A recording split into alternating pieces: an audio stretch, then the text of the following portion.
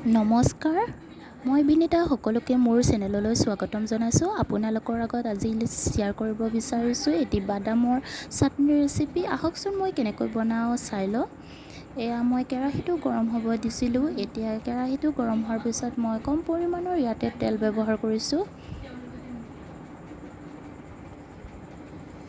এতিয়া তেলখিনি গৰম হোৱাৰ লগে লগে মই বাদামখিনি দি দিম।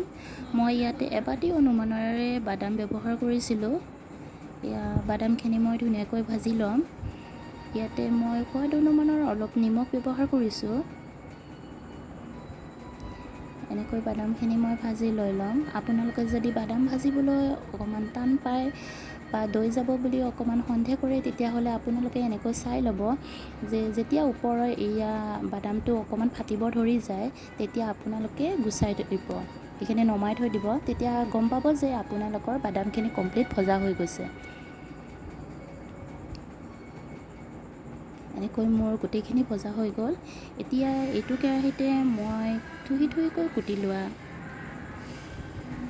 পিঁয়াজখিনি আৰু লগতে নহৰু কেইডোখৰমান মই ইয়াতে দি লৈছোঁ। এইখিনিও এনেকৈ ভাজি লৈ ল'ম।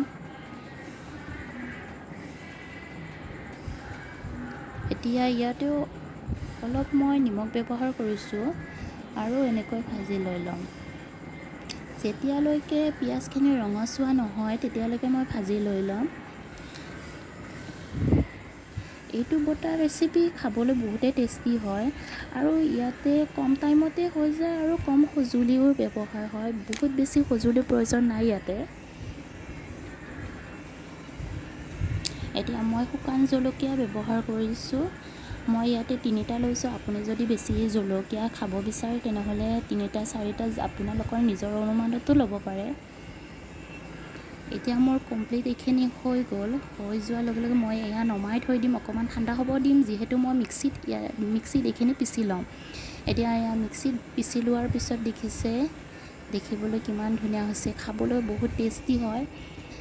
আপোনালোকে খাই চাব, কেনেকুৱা লাগে জনাব। যদি ভাল লাগে লাইক, শ্বেয়াৰ, ছাবস্ক্ৰাইব কৰি দিব।